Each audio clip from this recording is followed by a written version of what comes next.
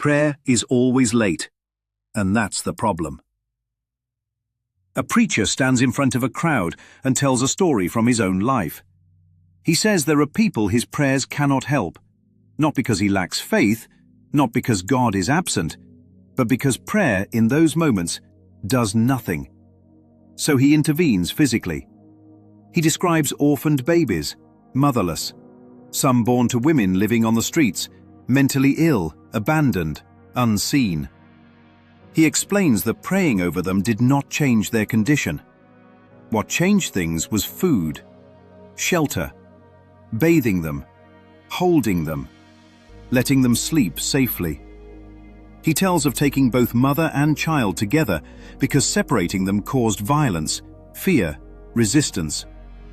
When both were brought into care, the fight stopped. Over time, some of the women recovered. Some became 100% well, in his words. From this, he draws a conclusion. There are those we pray for, and there are those we care for. It sounds compassionate. It sounds practical. But inside that sentence is a confession. It admits that prayer, as he understands it, was not sufficient. That words failed where presence succeeded. That distance failed where contact healed. And that is the crack where truth begins to show itself. Because real prayer does not fail. Which means whatever failed here was not prayer. What failed was the belief that prayer is asking. Most people use prayer reactively. Something goes wrong first. Hunger appears, illness appears, fear appears. Then prayer arrives afterward, like damage control. Let me give this to God now. As if God just found out. As if reality unfolded without him. As if something slipped past and now needs correcting. That makes prayer late by definition. Always after the fact. Always compensating. Always trying to fix effects while leaving the cause untouched. And that keeps God positioned somewhere behind time, outside the moment, watching events instead of being the ground of them.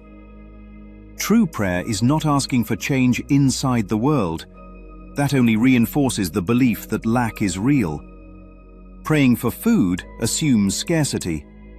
Praying for healing assumes sickness defines truth. Praying for safety assumes danger is fundamental. Each request quietly affirms the very condition it hopes to undo. Real prayer is recognition. It does not negotiate outcomes. It dissolves the belief that outcomes are needed for wholeness.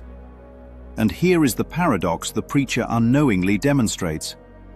Care did not supplement prayer. Care revealed what prayer actually looks like when separation is gone. When there is no them to fix, no God to notify, no distance to maintain. Love did not wait to be authorized by words. It moved immediately. Not as saviorhood, not as heroism, but as the natural expression of seeing no separation. That is why the phrase, pray and care, collapses under inspection. It treats prayer as speech and care as action, when in truth, action without separation is prayer. Prayer was never meant to delay love. It was never meant to arrive late. It was never meant to repair a world believed to be broken. So the real question is not who should be prayed for and who should be cared for. The real question is this: if prayer were truly the recognition of wholeness, what would ever need to be asked for at all?